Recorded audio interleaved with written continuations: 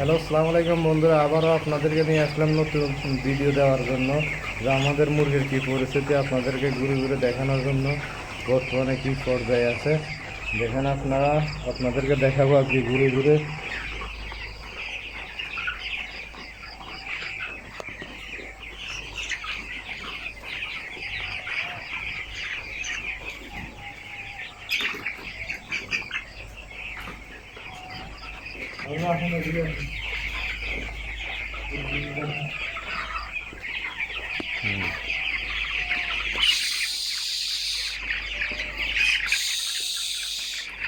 এগুলো তিন প্রকার হয়ে গেছে মুরগিগুলো, কোনোটা একটু বেশি, কোনোটা মানে একটু কম। তিন পর্যায়ে কিছু একবারে ছোটো আছে।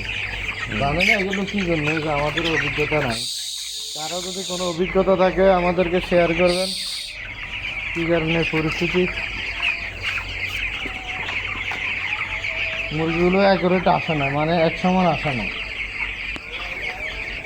প্রথম পর্যায়ে যে মুরগি ছিল এখন অনেকটা চেঞ্জ হয়ে গেছে। প্রথম পর্যায়ে একটু ভালো ছিল, কিছুগুলো অনেক বড় হয়ে গেছে।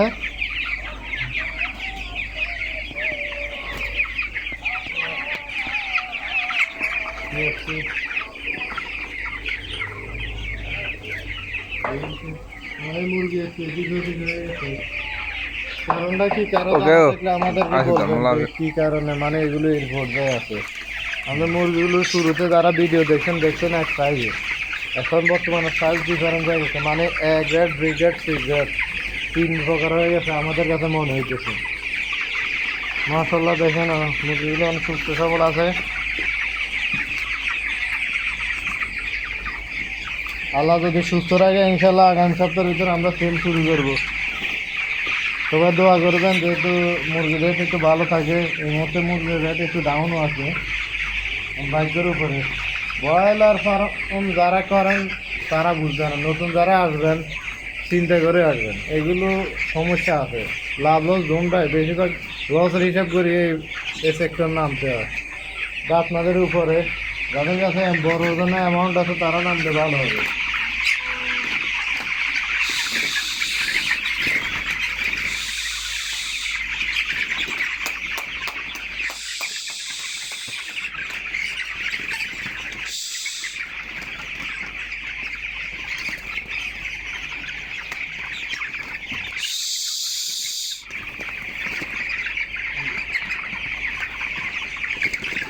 মুরগি হাঁটাহাঁটি করলে একটু ভালো, সেই জন্য এগুলোর একটু নাম রাখা লাগতেছে। হাঁটাহাঁটি করলে খিদে লাগবে, খাদ্য খাবে বেশি। বসে থাকলে আবার খাদ্য খায় না। অনেকে বলতেছেন এগুলোকে লাড়াছাড়া করার কারণ কি, এই কারণ এটাই। আর কিছু সমস্যা যদি থাকে মুরগিগুলো বুঝে যাবে, কিছু সমস্যা যদি থাকে মুরগিগুলো বুঝে থাকলে আড়াছাড়া করলে। বসে থাকলে আপনি বুঝতে পারেন না কোন মুরগির কী সমস্যা আছে। যদি অসুস্থ থাকে আমরা আলিদা একটা চেক করে নিয়ে যাই, সেই জন্য এগুলো দেখতে ঘুরে ঘুরে কোনো সমস্যা আছে কি না। সবগুলো বসে আছে সুন্দরভাবে, রেস্ট নিতেছে।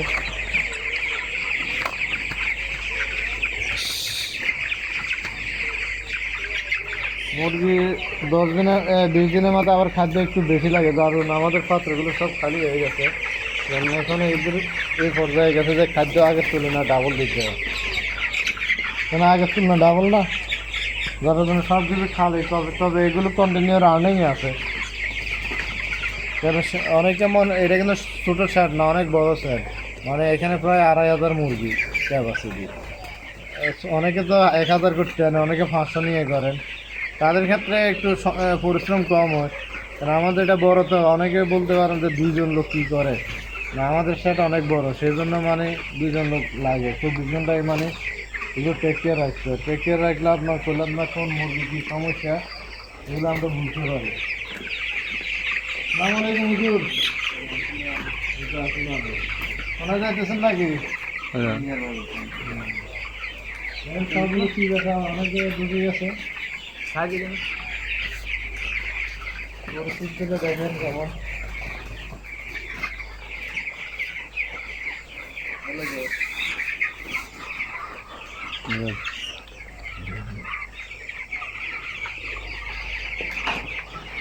আমরা আপনাদেরকে বিগত পরে বলছিলাম যে কিছু মুরগি প্যারালাইসিস হয়েছে, এই মুরগিগুলো প্যারালাইসিস বর্তমানে আগের তুলনায় কম। এখন নতুন করে নাই, এগুলো এখানে সীমিত। দেখেন এগুলো আলাদাভাবে খাওয়া দিতে হয়, সব কিছু করতে হয়, এগুলো এখন চলাচল করতে পারে না। প্যারালাইসিস মানে তো বোঝেন, হাত পা শেষ। কিছু মুরগি কাটবে, এগুলো ডাক্তাররা বলে, যারা পালন তারা তো বোঝে না তাদের কারণ কি। এগুলো কোনো সাইডে যা মরিছে, কোনো সাইডে মানে এগুলো এগুলো চয়েস মতো লারণ লাগে। এগুলো লাড়া খাড়া করতে।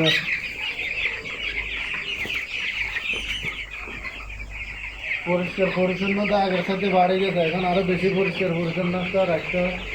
এখন এগুলো পায়খানা করে বেশি, এই কারণে এখন আরো বেশি কাজ বাড়ে গেছে। মানে ব্রয়লার মুরগির লাস্ট 10 দিন আপনার কাজ বেশি, আমাদের হিসাবে লাস্ট 10 দিনের কাজ বেশি। এমনকি শুরুতে তো শুধু টেক কেয়ার করতে কাজ কম, লাস্ট 10 দিন ওভার কাজ, খাদ্য দিতে হয় বেশি, পানি দিতে হয় বেশি,